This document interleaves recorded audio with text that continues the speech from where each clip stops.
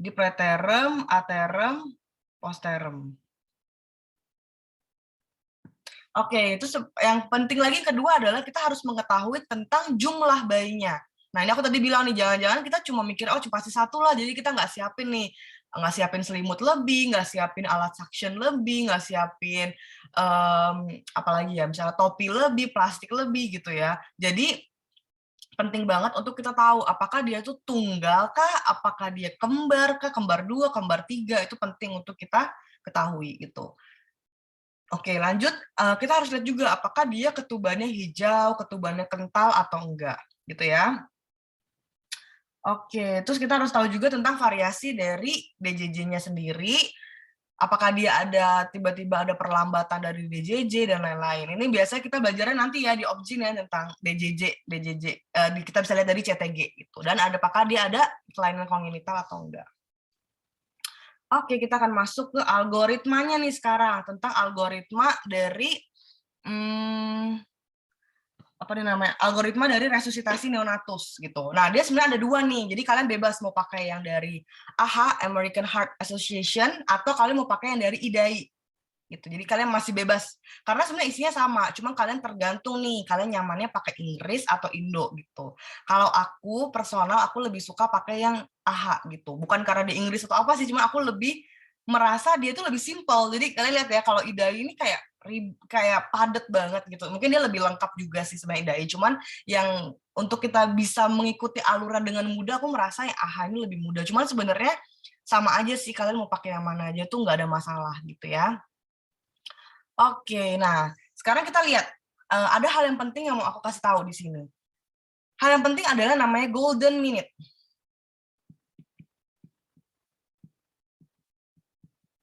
Ya, golden minute, namanya juga golden minute, berarti dia dalam 1 menit nih, kita lihat ya.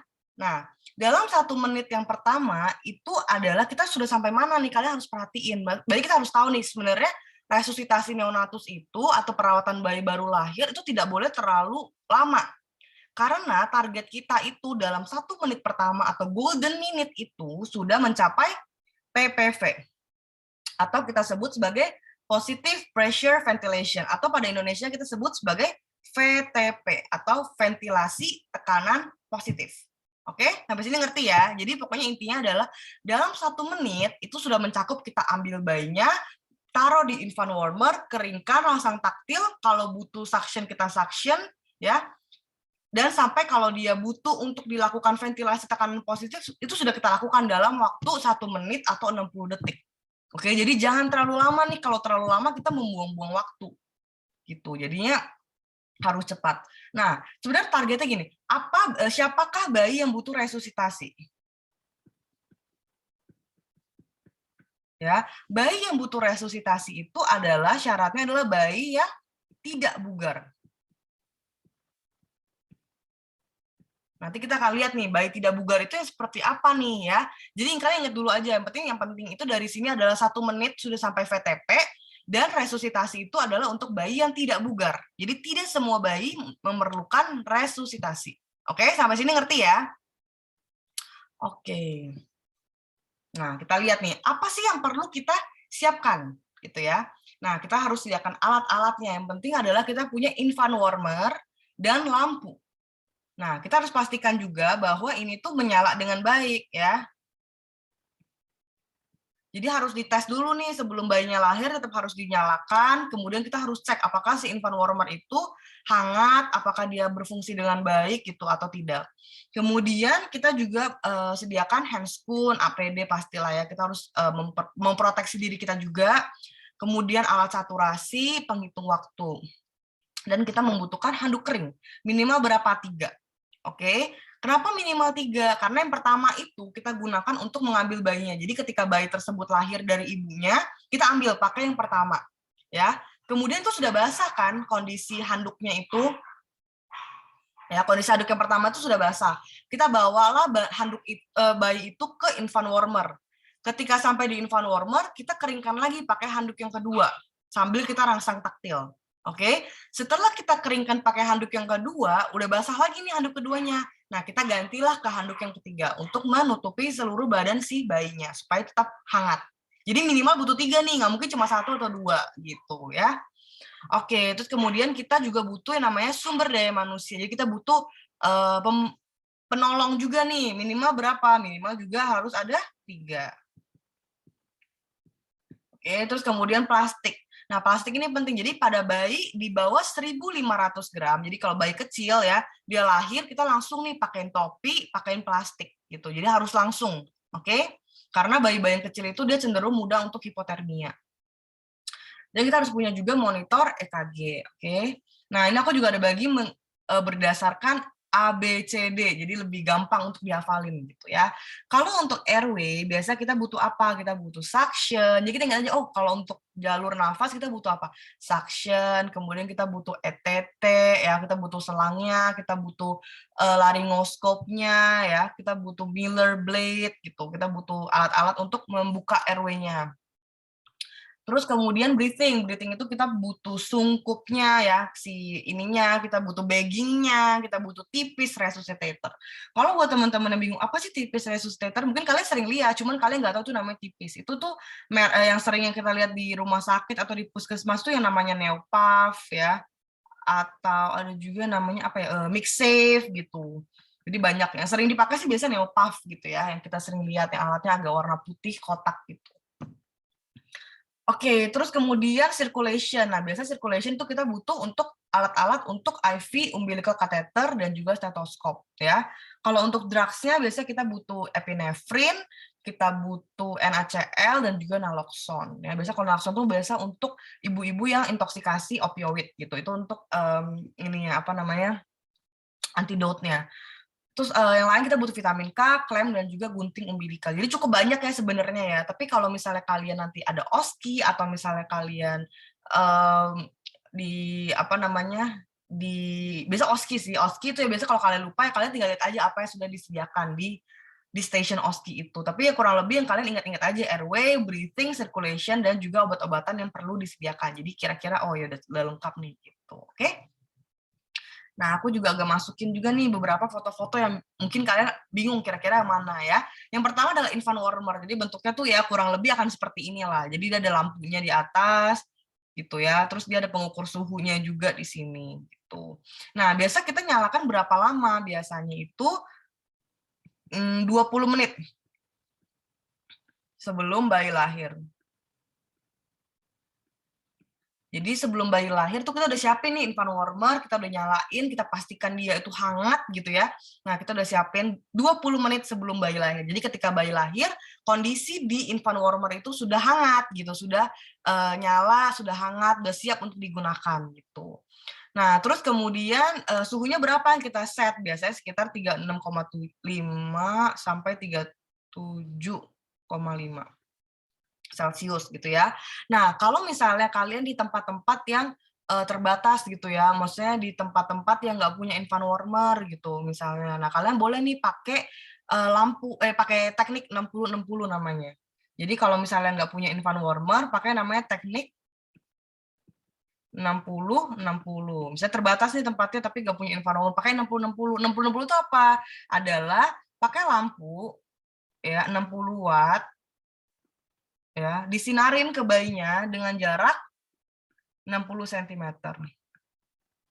Ya, jadi kalau misalnya kalian nggak punya fasilitas infant warmer itu, ya kalian pakai ini 60-60, jadi 60 watt lampu, kalian sinarin di sekitar 60 cm dari tubuh bayinya gitu. Oke, terus kemudian ini nih, jadi kalau misalnya bayi lahir di bawah 1.500 gram, langsung siapin topi, langsung siapin plastik, langsung dibungkus seperti ini. Ya, topi itu tidak hanya untuk bayi di bawah 1.500 gram. Biasa bayi normal pun kita tetap berikan dia topi. Cuma kalau plastik itu khusus untuk kita berikan pada bayi di bawah 1.500 gram. Datang langsung dibungkus pakai plastik 1.500, datang langsung dibungkus pakai plastik gitu ya.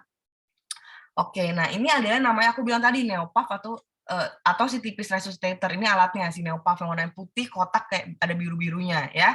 Ini tuh fungsinya bisa untuk VTP, ventilasi tekanan positif, atau CPAP, continuous pressure ya. Pokoknya nanti aku akan jelasin continuous pressure. Pokoknya dia memberikan tekanan itu yang secara terus-menerus. Aku akan jelasin kapan kita pakai VTP, kapan kita pakai CPAP gitu.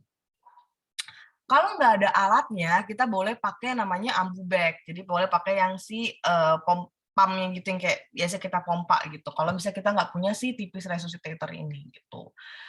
Oke, terus waktu itu juga sempat ada yang nanya, boleh nggak pakai yang namanya OPA ya, oropharyngeal airway atau gudel yang kita kenal. Nah, biasanya sih jarang kita pakai. Jadi kalau misalnya dia tiba-tiba butuh kompresi dada atau tiba-tiba dia airway-nya tidak bisa terjaga gitu ya, kita udah berikan ventilasi dan tidak bagus, kita biasanya langsung LMA atau kita intubasi gitu. Jadi kalau misalnya kita pede gitu untuk intubasi, kita intub. Tapi kalau misalnya kita nggak pede, kita LMA dulu aja gitu.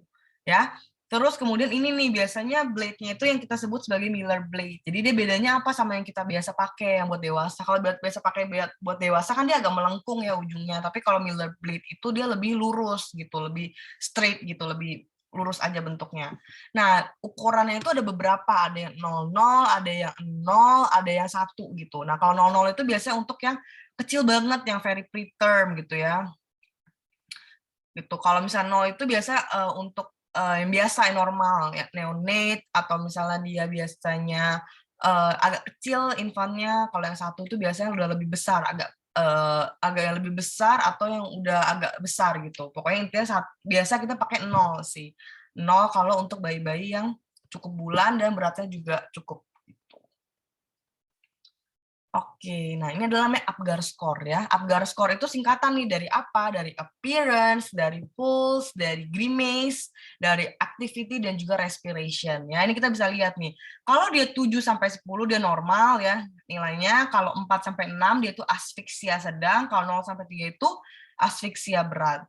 Nah, sebenarnya kita udah jarang nih kalau misalnya kalian lihat di rumah sakit untuk menilai Apgar score. Jadi kadang-kadang kita nilai, kadang enggak. Nah, sebenarnya perlu atau enggak untuk dilakukan penilaian Apgar score? Sebenarnya masih perlu. Tapi Apgar score itu kita lebih membutuhkan untuk menentukan prognosis. Ya. Jadi tidak menjadi sebuah acuan lagi untuk kita menjalankan atau tidak menjalankan resusitasi gitu. Bukan menjadi satu patokan untuk kita mulai atau enggak nih gitu. Lebih ke untuk kayak kita menentukan prognosisnya baik atau enggak. Jadi kenapa? Karena Apgar score itu dinilai pada menit pertama dan 5. Bisa juga kalau misalnya masih jelek, kita cek lagi di menit ke-10 gitu ya. Nah, kita ingat nih, tadi aku udah jelasin, kalau di resusitasi neonatus itu, golden minute-nya itu adalah 60 detik atau 1 menit gitu ya. 60 detik atau 1 menit. Sedangkan Apgar score itu baru kita nilai dari 1 menit dan juga 5 menit. Jadi kelamaan nih, nggak mungkin kita menunggu Apgar score dulu, baru kita mulai resusitasinya. Jadi Apgar score itu hanya kita gunakan untuk menentukan prognosis, bukan menjadi satu acuan kita untuk melaksanakan resusitasi neonatus, gitu ya. Sampai sini ngerti ya? Oke, kita lanjut. Nah, kita lihat nih, di sini ada pembagian tugasnya. Jadi resusitasi itu tidak didapat dikerjakan sendirian, pasti dong. Nggak mungkin kita yang pijat jantung, kita yang pegang ventilasi gitu, nggak mungkin kita masukin obat, pasti kita butuh tim gitu ya.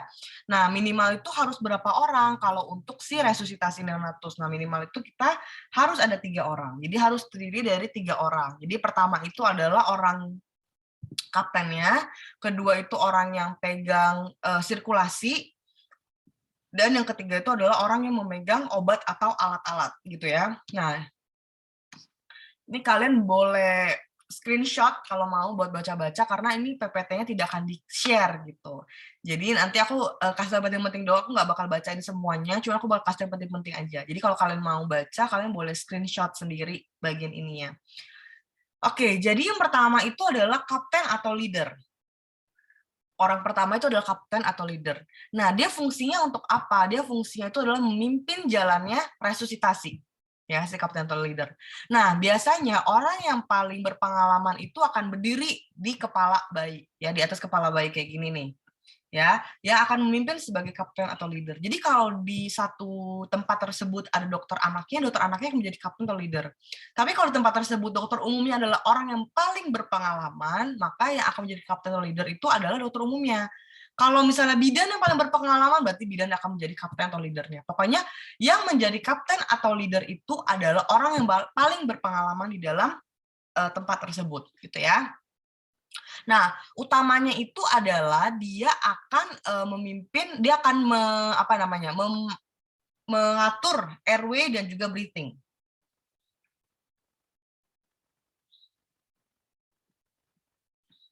Jadi si kapten atau leader itu dia akan mengatur RW dan juga breathing ya. Nah, orang kedua itu adalah sirkulasi. Ya, sirkulasi itu biasanya dia akan berdiri di sebelah kiri. Ya, dia akan berdiri di sebelah kiri dan si obat atau alat itu di sebelah kanan. Nah, sirkulasi ini dia kerja ngapain? Dia keringin bayi, dia rangsang taktil. Pokoknya nanti kalau kita butuh kompresi dada, nah si sirkulasi ini yang akan kompresi dada, dia akan dengar suara jantung bayi juga, dia akan hitung heart rate-nya atau si denyut jantungnya juga. Pokoknya sirkulasi berhubungan dengan sirkulasi yang pastinya gitu ya. Nah, orang ketiga itu adalah obat atau alat. Ya. Nah, berarti dia siapin obat-obat yang kalau kita butuh epinefrin dia siapin semua alat-alat yang kita butuhkan, dia nyalain timer supaya kita tidak overtime. Dia juga pasang probe suhu di tangan kanan, makanya dia di sebelah kanan aja supaya dia gampang nih untuk memasang si probe suhunya juga. Dan si sirkulasi di kiri, dia mau denger jantung juga gampang, jadi nggak overlap gitu ya, nggak nyilang-nyilang lah tangannya gitu. Terus penting lagi apa ya? Terus kalau misalnya kita butuh pasang umbilical vein catheter, dia juga si obat dan alat ini yang biasanya pasang gitu ya. Dia pasang pulse oximeter juga di tangan kanan. Oke. Nah, kita akan mulai nih masuk ke dalam algoritmanya sendiri. Nah, jadi kita lihat dulu di sebelah sini. Oke. Nah, jadi kan bayi baru lahir nih. Kita udah mulai, tadi kita sudah melakukan pertanyaan-pertanyaan, kita sudah tanya-tanya kira-kira faktor resiko apa nih yang penting untuk mengetahui faktor resiko maternal atau faktor resiko dari bayi. Kemudian lahir bayinya. Nah, hal yang perlu kita lihat itu adalah 3. Oke, 3 di sini kita lihat. Yang pertama adalah bayinya term atau enggak. Jadi bayinya itu lahir cukup bulan atau enggak, bayinya tonusnya baik atau enggak, dan bayinya menangis atau tidak. Ya, ingat ya, yang ketiga. Yang pertama adalah term atau enggak. Jadi dia di antara 37 minggu sampai 42 minggu atau enggak. Tonusnya baik atau enggak. Nah, cara kita melihat tonusnya baik adalah dia biasa tangannya tuh gerak-gerak gitu. Jadi tangan kakinya tuh pas kita ambil udah mulai gerak-gerak, itu bisa tonusnya baik gitu. Terus dia menangis atau tidak. Nah, itu adalah penilaian kita. Nah, kalau misalnya ada, ya kita cuma melakukan resusitasi, kita cuma melakukan perawatan bayi baru lahir aja, terus boleh langsung inisiasi menyusui dini, gitu ya. Nah, kalau salah satu aja nggak ada, ya, nah kita mulai. Kalau salah satu aja nggak ada, kita pindahkan bayi ke infant warmer. Jadi kita ambil dan kita pindahkan ke infant warmer. Ya, lalu kita posisikan bayi dalam namanya sniffing position. Jadi bentuknya kayak gini nih. Jadi kan kalau kita tiduran normal kayak gini bentuknya, tapi kalau sniffing position ini kita boleh nih, biasanya sih handuknya itu enaknya disanggahnya di bahu, jadi lebih enak. Nah, biar dia posisinya agak sedikit ekstensi.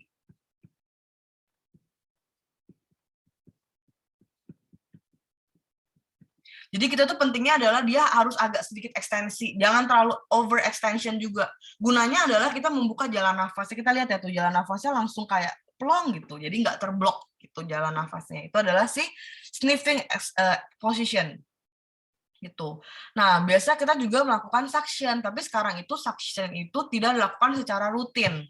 Jadi suction itu hanya dibutuhkan kalau ada suara grok-grok gitu. Kalau misalnya dia ada stridor, kita merasa dia banyak slam atau kedengaran suara yang kayak ada suara ngorok-ngorok gitu, nah baru kita suction. Jadi kalau misalnya dia tidak ada tanda-tanda itu, kita nggak perlu suction gitu. Nah, biasanya kita suctionnya itu dari mulut ke hidung.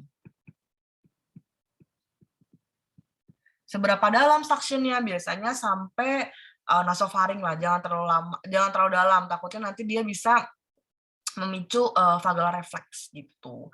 Terus kita keringin juga nih bayinya ya, keringinnya itu sambil kita rangsang taktil. Jadi sambil kita keringin pakai handuk yang tadi aku udah bilang, kita sambil rangsang taktil. Jadi mulai dari punggung sampai ke kaki ya. Rangsang taktil juga harus lumayan bertenaga ya, jangan langsung cuma kayak tek tek tek, itu dia biasanya nggak nangis, harus lebih lebih gosok atau lebih kayak lebih kenceng sedikit, tapi jangan terlalu kenceng juga biar bayinya tuh bisa nangis gitu ya.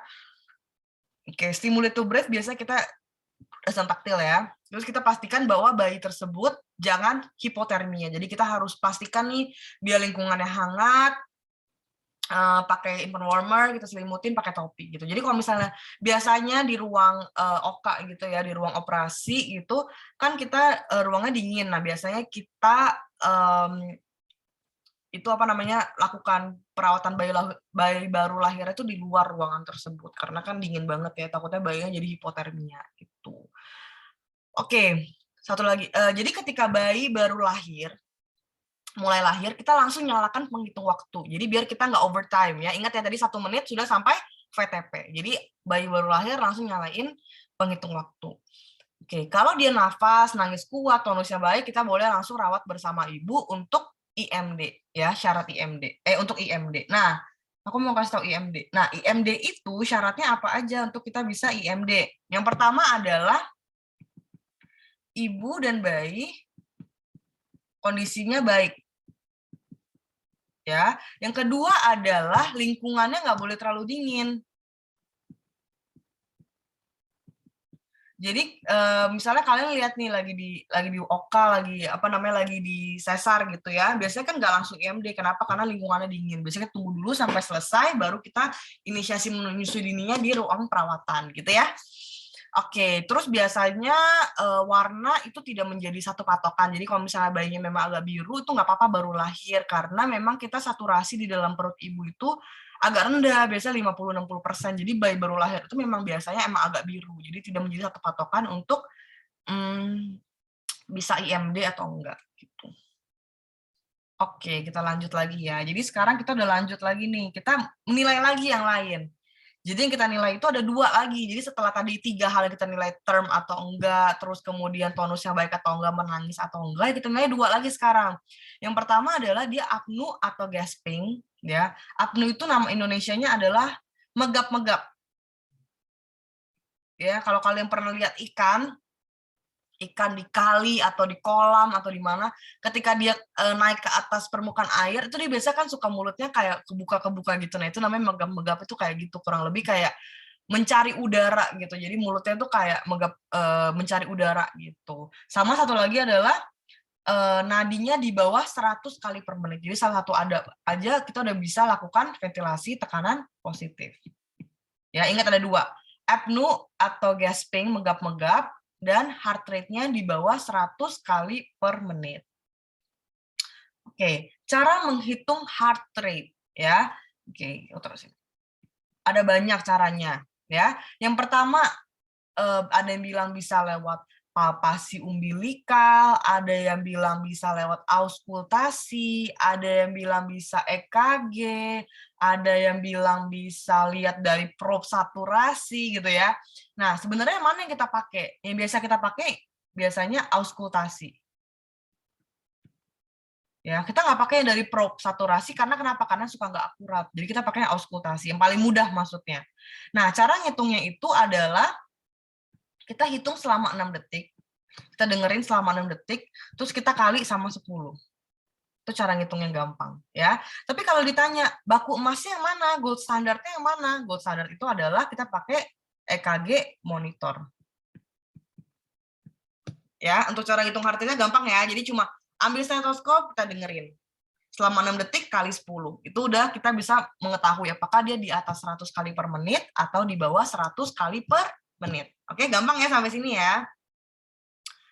Oke, kita lanjut lagi. Nah, sekarang kita mulai nih ke ventilasi tekanan positif. Nah, kita harus lihat pemilihan sungkup itu penting banget. Jadi, untuk kesuksesan suatu ventilasi ya, kita tuh harus memastikan juga cara kita ventilasinya benar, sungkupnya tepat, cara kita pegang benar supaya dia tidak bocor-bocor gitu ya.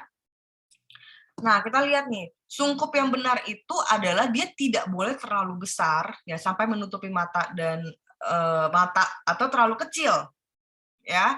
Jadi sungkup itu harus pas gitu ya. Pas seperti gambar yang ini.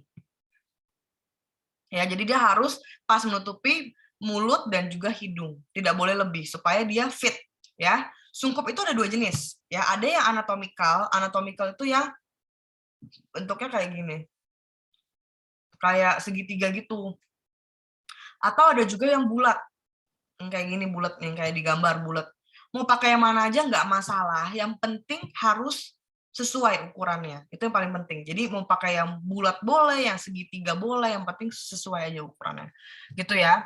Terus kemudian kita posisikannya, boleh gimana caranya? Caranya boleh yang pertama adalah the stem hold, jadi kita pegang yang si batangnya aja, atau kita boleh juga yang kedua the 2-point top hold, jadi kita pakai dua jari kita untuk megang si sungkupnya, atau the OK rim hold. Jadi kita bentuk huruf C, kemudian ada huruf E lagi di bawahnya untuk memegang dagu. Jadi C untuk si sungkupnya, terus E itu untuk si dagunya kita angkat ke atas.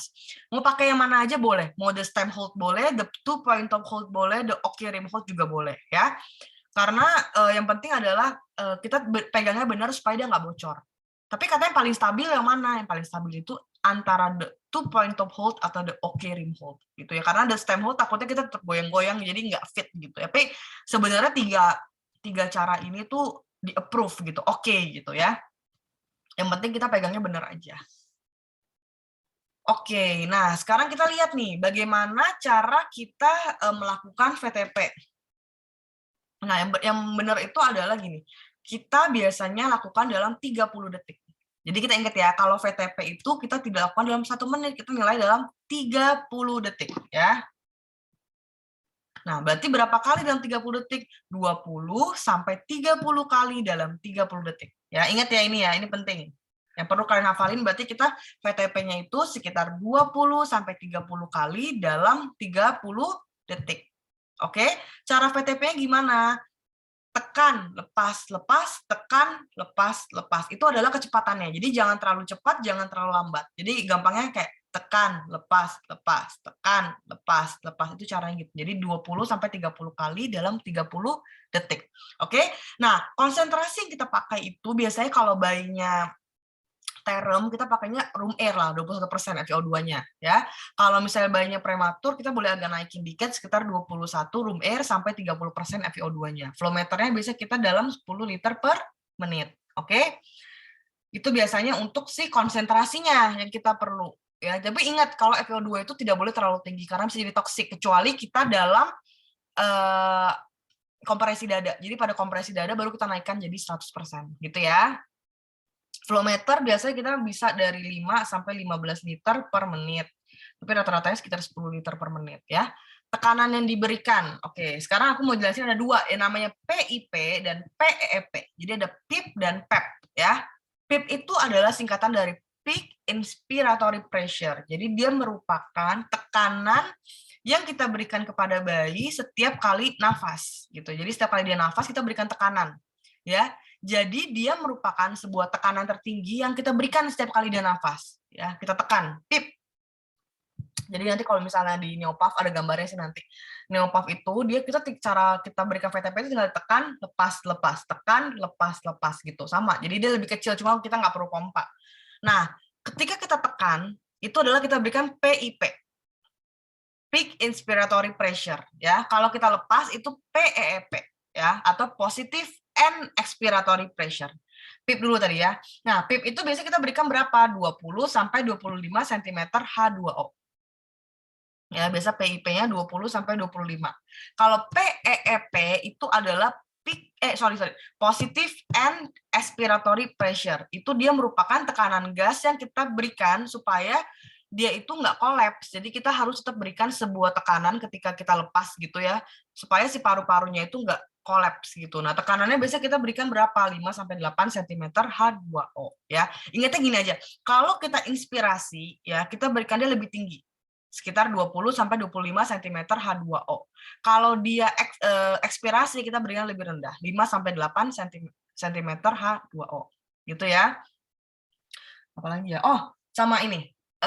Dari tabel ini jangan lupa kita kan berikan VTP, kita juga harus pasang SpO2 monitor di tangan kanan ya, dan juga pasang EKG monitor. Jadi kita bisa lihat heart rate-nya langsung dari EKG monitor. Jadi lebih gampang ya. Jadi targetnya kalau kita sudah di atas 100 kali per menit ya udah nggak usah VTP lagi gitu. Tapi kalau di bawah 100 kali per menit nah baru kita VTP gitu ya. Oke, nah berarti ini kita lakukan VTP, bukan CPAP. Ya, jangan salah ya. Kalau CPAP itu tidak boleh diberikan pada pasien-pasien yang tidak ada nafas spontan gitu. Jadi syarat untuk CPAP itu adalah harus ada nafas yang spontan. Oke, ini aku mau jelasin dikit aja. Sebenarnya ini penting-penting enggak, cukup tahu aja bahwa kita ada beberapa nih jenis-jenis balon untuk resusitasi ya. Jadi yang pertama itu kita punya namanya balon yang tidak mengembang sendiri. Jadi dia itu bisa terisi kalau kita sambungkan nih ke sumber oksigen. Jadi kayak kita sambungkan ke sumber oksigen nanti dia terisi. Jadi dia nggak bisa ngembang sendiri gitu. Nah kita ini nggak bisa gunain si balon ini untuk si VTP.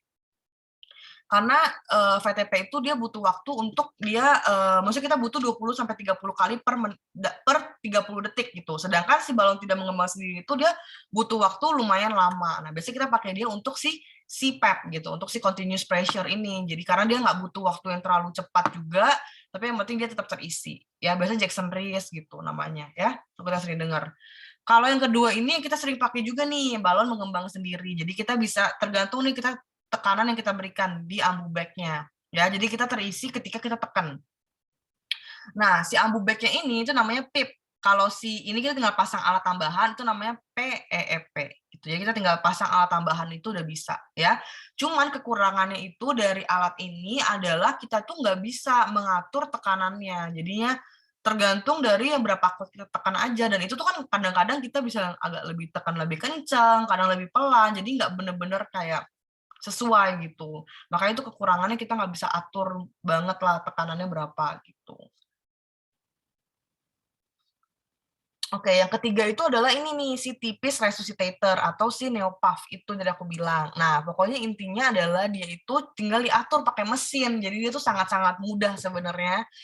Dan kita cuma perlu sambungkan dia ke sumber gas. Ya, dan dia tuh tekanannya itu udah terukur banget nih. Jadi itu dia udah sangat-sangat gampang untuk digunakan. Ya. Jadi gini, kita caranya yang pertama itu kita lihat nih ada namanya peak inspiratory pressure di sini. Kita putar aja dia ke angka yang kita mau. Kita kan biasa maunya 20 sampai 25 cm H2O. Oke. Nah, ada namanya PEP, PEP ya. Kita tinggal putar aja nih kayak gini, kayak sesuai dengan gambar ini. Kita putar ke arah 5 atau 8 lah. Biasanya start dari rendah dulu sih, 5 dulu, 5 cm H2O. Nah, nanti dia akan keluar di si ini. Jadi ketika kita tekan itu ditekan masuk itu adalah PIP. Kalau kita angkat dia adalah PEP, PEP ya.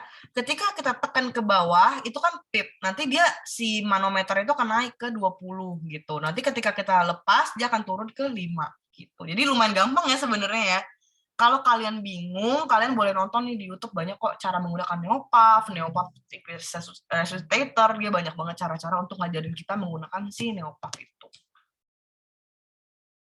Oke, nah sekarang kita lihat nih, gimana tanda-tanda VTP itu berhasil. Nah, biasanya tanda-tandanya itu dadanya mengembang, ya.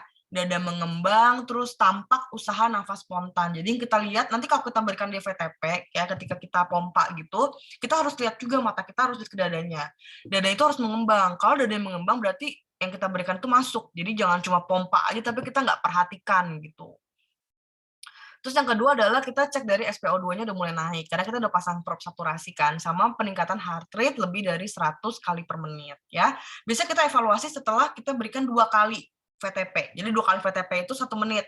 Jadi kita berikan 1 menit, 2 kali VTP, dadanya tidak mengembang, SpO2 tidak meningkat, atau heart rate tidak di atas 100 kali per menit, kita lakukan yang namanya Mr. SOPA atau Suster IPTA. Ya, Mr. Sopa itu Inggris, Suster IPTA itu Indonesia. Jadi terserah mau pakai yang mana. Ya, yang pertama itu adalah M. M itu adalah mass readjustment. Jadi kita pastikan dulu nih, benar nggak sih sungkupnya itu sesuai, letaknya udah benar atau belum. Jangan-jangan sungkupnya itu longgar atau letaknya nggak pas gitu. Sama kita reposisi jalan nafas. Jadi kita pastikan dia dalam posisi sniffing tadi aku bilang ya. Jadi agak sedikit ekstensi sedikit. Ya.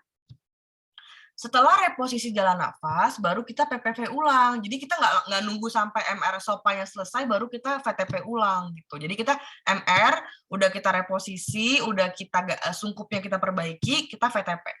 ya. Kemudian kita suction lagi, masih belum ada tanda-tanda VTP berhasil yang 3 itu yang aku bilang tadi, dada mengembang, SpO2 meningkat, sama nadinya belum di atas 100 kali per menit, kita suction. Ya, suction mulut, suction hidung, kita pastikan bahwa dia tidak ada sumbatan. Oke, terus kemudian kita buka mulutnya, kita buka mulutnya, kita cari sumbatan. Kalau ada sumbatan kita keluarkan, ya. Setelah itu baru kita VTP lagi. Ya, VTP lagi. 30 detik lagi. Kasih 30 detik. Kemudian masih belum ada tanda-tanda VTP berhasil, kita naikkan tekanannya, ya. Naikannya itu biasa kita PIP-nya itu boleh naikkan sekitar 5 sampai 10 cm H2O pelan-pelan. Maksimalnya itu boleh sampai 40, ya. Tapi nggak boleh cepet-cepet, ingat ya. Takutnya nanti kolaps dia.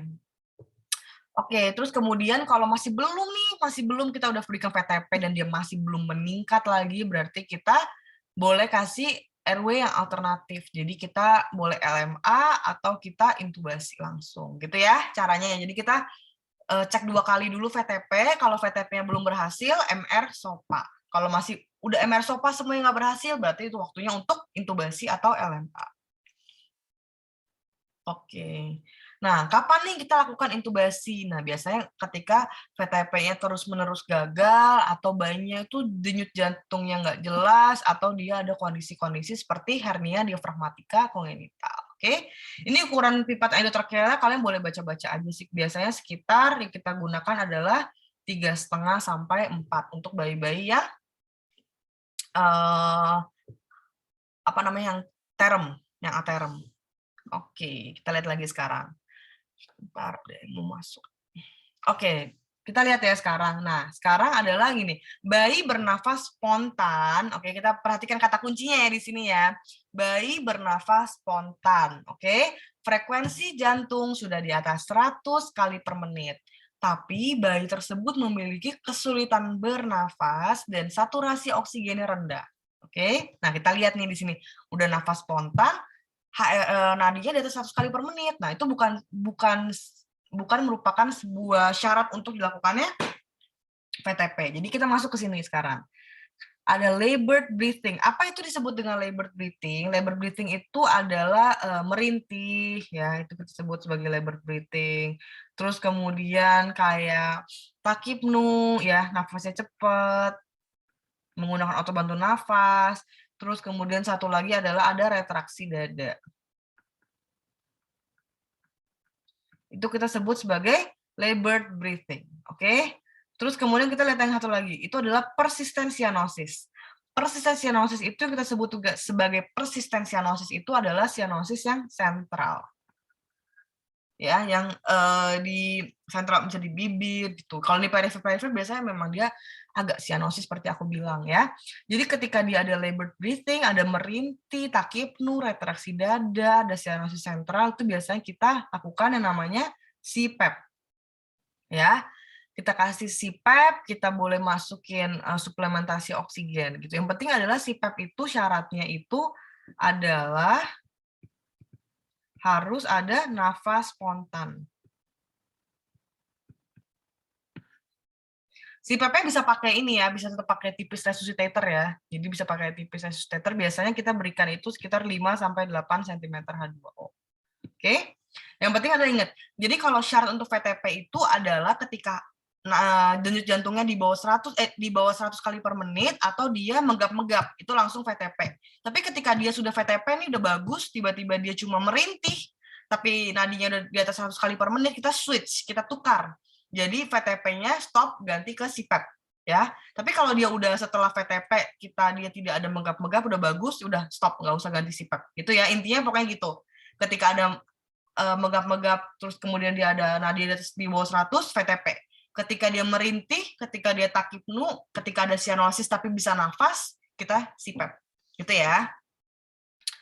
Oke, kita lanjut ke kompresi dada. Jadi sekarang kita lihat. Kita udah cek nih, tapi dia nadinya tetap di bawah 100 kali per menit. Kita udah tetap kita cek pergerakan dadanya, ya. Kita kalau butuh intub, kita intub. Terus ketika dia di bawah 60 kali per menit, itu merupakan syarat untuk dilakukannya kompresi dada. Ya. Jadi kalau 100 kali per menit, oh masih VTP, nggak masalah di bawah 100 kali per menit. Tapi ketika dia sudah di bawah 60 kali per menit, itu adalah syarat untuk dilakukannya kompresi dada. Ya, oke. Kemudian biasanya kita kalau udah siap mau intubasi, udah mau di bawah 6 kali per menit, kita langsung intubasi sih, ya langsung intubasi. Kemudian kita kompresi. Biasa kompresinya itu sepertiga diameter anterior posterior dada, ya. Jadi sekitar 2 jari di atas proses sifodeus. Biasa kita 3:1 setiap 2 detik. Jadi sebenarnya gampangnya gini. Gampangnya adalah kita 90 kompresi, ya, tambah 30 ventilasi dalam 1 menit. Nah, jadi kayak 1, 2, 3, terus kayak satu kali ventilasi. 1, 2, 3 gitu ya, 1 kali ventilasi gitu. Jadi 90 kompresi tambah 30 ventilasi. Oke, terus biasanya kalau kita satu siklus itu kan 1 menit ya. Jadi setiap kali satu siklus kita nilai lagi heart rate-nya dalam 6 detik gitu ya. Nah, kita lihat nih. Jadi kita kan hitung nih, kita lihat di bawah 60 kali per menit kita kompresi dada. Oke. Nah, ketika kita udah kompresi dalam satu siklus, kita cek lagi nih, kita cek kembali. Kemudian dia masih di bawah 60 kali per menit. Berarti ini adalah waktu untuk kita masukin obat-obatan. Nah, kita masukinnya apa? Di sini kita masukinnya adalah epinefrin. Jadi kita udah siapin nih kalau udah bisa udah menit 1 dia nggak naik ya heart rate-nya, kita udah siapin masukin epinefrin. Biasanya kita masukinnya IV ya 1/10.000 epinefrin 0,1 mili per kilogram berat badan ya. Biasanya kita masukin dalam spuit ya, dalam spet kayak 1 sampai 3 cc lah terserah. Itu 0,1 mili adrenalin tambah 0,9 mili NaCl. Nanti baru kita ambil kita butuh berapa dari dosis yang ini, tinggal dikali aja berat badannya berapa ya. Kalau misalnya susah nih, lagi susah cari akses IV, kita boleh juga masukin si endotracheal, cuma dia lebih tinggi dosisnya gitu ya. Oke, epinefrin. Epinefrin itu kita boleh berapa kali kita berikan? Biasanya kita boleh ulang sampai 3 kali. Ya, jaraknya bisa 3 sampai 5 menit. Oke, gitu ya. Biasanya 3 sampai 5 menit bisa diulang 3 kali. Indikasi pemberhentian resusitasi. Jadi sebenarnya ada beberapa sumber. Jadi ada beberapa sumber yang mengatakan, oh 10 menit belum ada hasil. Ya, atau yang paling terbaru ada yang bilang 20 menit belum ada hasil sama sekali, nggak ada perkembangan, kita boleh stop untuk dilakukannya resusitasi. Oke, itu adalah target pemberhentian resusitasi. Tapi kita harus lihat juga nih case by case. Jadi kita nggak bisa samain kayak semuanya, pasti dia ada kayak tergantung kasus gitu ya. Kemudian target saturasi. Nah, target saturasi ini kalian lihat di sini ya. Kalian perhatikan, sampai menit ke-10 pun dia belum pernah sampai 100%. Jadi nggak mungkin tuh tiba-tiba target saturasi kita bilang 100% tuh nggak mungkin ya. Paling tinggi aja masih 95%. Nah, biasa aku ngafalinnya itu cuma menit 1, menit 5, sama menit 10 gitu. Jadi aku lihat ya menit 1 sekitar 60% lah, nanti sampai menit 10 bisa sampai 95%, 85 sampai 95%. Jadi nggak mungkin ya sampai 100% gitu. Oke, terus kemudian kalau cairan itu biasanya kita berikan pada bayi-bayi dengan tanda shock. Jadi misalnya dia ada kelihatannya kayak apa namanya takikardi, dia takipnu, penggunaan otot bantu nafas, perfusi buruk, sianosis gitu ya. Nah itu biasa kita boleh berikan NaCl 0,9%, 10 mili per kgbb dalam 10 menit. Gitu ya. Oke, sekarang kita lihat nih pasca resusitasi. Jadi pasca resusitasi itu adalah namanya kita butuh stabilisasi. Jadi setelah kita resusitasi, apa yang kita perlu lakukan? Nah, biasanya kalau udah stabil kita suntik vitamin K ya. Suntik vitamin K itu di mana? Biasanya di anterolateral paha kiri. Ya, biasanya kita berikan 1 mg. Nah, sediaan si vialnya itu 2 mg per mili, jadi kita berikan sekitar 0,5 mili aja. Ya, diberikan di paha kiri, anterolateral paha kiri. Oke. Kasih salep-mata antibiotik biasa dan boleh start untuk inisiasi menyusui dini. Oke, ada singkatannya namanya stable. Itu kita cek sugarnya. Targetnya berapa gulanya? Targetnya ada 50 sampai 110 mg per desiliter. Ya. Kalau di bawah itu gimana? Kalau di hipoglikemi, kalau dia sadar kasih gula aja, kasih minum gula nggak apa-apa. Tapi kalau dia nggak sadar, biasanya kita kasih D10 ya, 2 mili per kilogram berat badan. Temperatur kita jaga tetap hangat ya, 36 sampai 37,5. RW kita pastikan dia aman, blood pressure bolehlah cek-cek tekanan darah walaupun nggak terlalu sering dilakukan sih biasanya kalau di kita ya. Lab work kita boleh cek juga labnya darah lengkap dan lain-lain. Emotional support ya kita dekatkan dengan ibu, lakukan inisiasi menyusui dini dan juga kita apa namanya biasanya boleh juga ada beberapa tempat yang kita lakukan delayed cord clamping. Jadi kita apa tuh namanya kita potong tali pusarnya tunggu sekitar 30 sampai 120 detik karena itu dipercaya bisa meningkatkan hemoglobin, mengurangi insiden anemia dan lain-lain gitu. Tapi kalau misalnya bayinya butuh resusitasi biasanya udah kita potong duluan sih karena kan agak ribet ya. Cuma kalau misalnya bayinya stabil-stabil aja ya biasanya kita boleh tunggu sekitar 30 sampai 120 detik. Nah, ini boleh nih kalian baca-baca dari sini. Jadi ada panduan dari si American Heart Association ya, atau kalian boleh baca dari si Gomela. Gitu. Oke, terima kasih banyak. Sekian ya. Nah, oke. Kalau misalnya kalian ada pertanyaan, boleh chat di kolom chat. Kalau belum ada, aku kasih quiz nih buat kalian. Aku bikin poll. Bentar ya. Nih. Nah, aku udah launch tuh. Kalian boleh nih sambil kita kerjain-kerjain, coba nanti setelah itu kita bisa bahas, kita bisa lihat kira-kira pemahaman kalian nih sama kita semua apakah sama atau enggak. Ini aku kasih 7 soal yang cukup mudah lah sebenarnya ya. Oke, terus sambil menunggu juga, aku kirim feedback form, boleh tolong diisi juga. Ini cepat kok, cuma sekitar 30 detik ya, kalian bisa isi juga.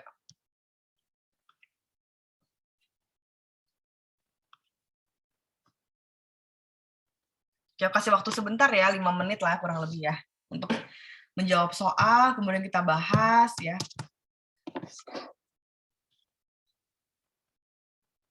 Kalau ada yang mau nanya juga boleh.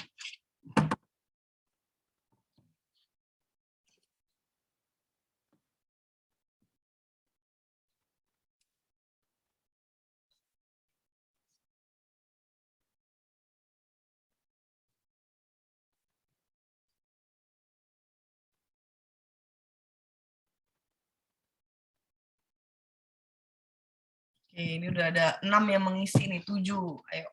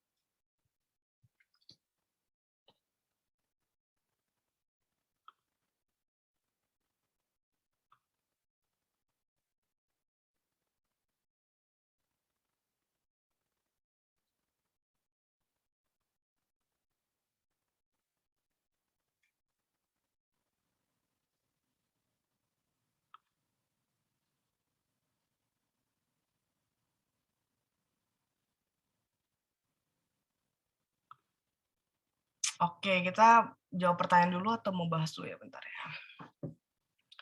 Oke, kita jawab pertanyaan dulu nih kalau nggak ya, sambil ada yang mau jawab, ada yang mau kerjain dulu masih bisa. Oke, yang pertama, selamat malam, izin bertanya, untuk membedakan bayi yang menangis normal dengan granting itu bagaimana ya?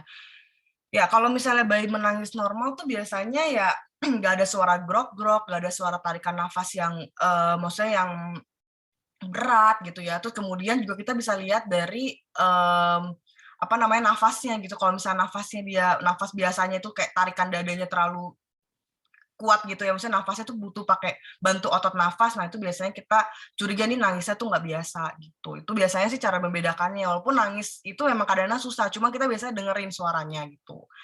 Terus kemudian yang kedua, izin bertanya Dok, hal yang paling sulit untuk dibutuhkan keahlian khusus menurut dokter saat resusitasi neonatus itu bagian apa? Yang pastinya bagian kalau misalnya untuk bagian, apa tuh namanya, bagian perawatan bayi baru lahir tuh kompetensi dokter umum ya. Kalau bagian paling susah ya pasti bagian ya mungkin kita mulai dari ventilasi tekanan positif pasti susah lah ya. Kalau misalnya kita nggak biasa, kita nggak sesuai ukuran apa tuh namanya, nggak sesuai ukuran sungkupnya, kita nggak sesuai, mmm, apa namanya, pemegangannya, kita nggak sesuai. Nah, itu biasanya udah gagal di situ tuh, itu udah mulai susah. Terus kemudian juga, dari kompresi dadanya juga susah lah pasti ya, kalau kita nggak biasa gitu. Dan juga dari pemasukan obat epinefrinnya. Jadi itu sebenarnya susah mulai dari ventilasi tekanan positif, yang paling butuh keahlian khusus gitu. Jadi kalau misalnya ada nih nantinya misalnya, workshop gitu ya, workshop offline tuh menurut aku sih oke banget untuk bisa diikutin gitu. Oke, pertanyaan ketiga, izin bertanya Dok, apakah pemberian PIP dan PEP itu selalu bersamaan? Iya, betul. Jadi PIP dan PEP itu harus selalu bersamaan ya. PIP itu kita berikan saat inspirasi, PEP itu untuk menahan supaya si paru-parunya itu tidak kolaps. Jadi harus diberikan secara bersamaan. Oke, lanjut. Misalnya bayi bayi bentar-bentar. Bayi dengan distres napas, apakah langsung diberikan CPAP atau perlu dinilai dulu selama beberapa waktu? Kemudian pas diberikan CPAP, apakah SpO2-nya sampai kita bisa stop memberi CPAP? Oke. Nah, biasanya bayi dengan distres napas, kita biasanya boleh kita mulai dengan suplementasi oksigen boleh, ya kita mau kasih nasal kanul 1 LPM boleh, atau kita langsung CPAP juga nggak masalah. Yang penting kita kalau dia udah merintih, takipnu, ada sianosis sentral, kita langsung berikan CPAP aja nggak masalah gitu. Terus kalau target SpO2-nya sih sejauh ini aku belum pernah lihat. Yang penting adalah ketika kita berikan CPAP, dia sudah tidak ada distres napas dan juga tidak ada sianosis sentral gitu. Ketika udah nggak ada, kita udah boleh stop pemberian CPAP, pokoknya intinya tidak ada labored breathing dan juga dia tidak ada persisten cyanosis. Untuk si CPAP gitu, kita boleh berhenti. Kemudian untuk dosis epinefrin 0,1 sampai 0,3 mili per kgbb. Untuk dosis maksimalnya sih jujur aku belum pernah baca ya tentang dosis maksimal epinefrin ini. Nanti coba aku kalau udah dapat aku bakal share di grup WA deh tentang dosis pemberian ini karena aku tuh nggak pernah benar-benar terfikir gitu untuk kayak dosis maksimalnya berapa ya. Biasa kan kalau bayi kan kecil jadi aku selalu bisa gitu untuk diberikan. Nanti aku bakal cari sih. Thank you ya Eza ya untuk pertanyaannya. Oke, kita boleh bahas ya soalnya. Oke, yang pertama, semoga tadi jawab pertanyaannya sudah terjawab ya semuanya ya. Yang pertama, golden minute 1 menit pada resusitasi neonatus harus sampai pada algoritma. Nah, ini udah bener ya rata-rata 95% udah menjawab VTP. Jadi, kalau VTP itu dalam 1 menit, kalau kompresi dada ya setelah itu berarti nggak harus 1 menit. Jadi, 1 menit itu sudah harus sampai VTP ya. Oke, yang kedua adalah perawatan bayi baru lahir pada bayi dengan berat badan di bawah 1.500 gram, salah satunya adalah, udah benar ya, rata-rata topi dan plastik gitu. Kalau topi dan plastik itu adalah di bawah 1.500 gram. Tapi kalau topi dan selimut adalah yang bayi-bayi yang berat badannya normal gitu ya. 2.500, 3.000 gitu. Oke, apakah peran dari Apgar untuk resusitasi neonatus? Nah, ini udah benar semua ya, yaitu untuk menentukan prognosis resusitasi. Oke, apakah yang dinilai pertama kali saat bayi baru lahir? Yang benar adalah, udah banyak juga benar ya, yang benar itu adalah kita nilai usia gestasinya, tonus bayinya menangis atau enggak, tonus bayinya bagus atau enggak, dan apakah bayi menangis atau enggak ya. Yang benar 3 itu. Jadi pertama kali kita ambil bayinya, kita nilai, oh nih bayinya terem atau enggak nih, ya usianya oke enggak, tonusnya bagus enggak, dan bayinya menangis atau tidak. Oke, berapakah tekanan PIP dan PEP yang kita berikan? Biasanya PIP, ya udah bener, hampir benar semua ya. Ingat, aku tadi udah bilang, kalau PIP itu dia lebih tinggi dibanding si PEP. Jadi PIP itu kita berikan biasanya 20-25. Kalau PEP itu 5-8. Oke, manakah di bawah ini yang bukan merupakan tanda VTP yang berhasil? Yang benar adalah bayi tidak sianosis. Ya, udah kurang lebih udah ini ya, udah benar semua ya. Pokoknya intinya adalah ketika kita VTP, kita harus lihat dadanya mengembang atau enggak. Ketika dadanya mengembang berarti udah bagus ya. SpO2-nya meningkat dan peningkatan dari nadinya di atas 100 kali per menit. Oke. Berapakah kompresi dada yang kita berikan? Ini udah banyak yang benar nih, cuman banyak tersebar jawabannya di mana-mana ya. Yang benar adalah 90 kompresi dan 30 ventilasi dalam 1 menit ya. Jadi ingat kalau VTP itu kita per 30 detik. Kalau kita kompresi itu per 1 menit. Oke, sampai sini ngerti ya? Ini aku share results-nya ke kalian supaya bisa lihat juga.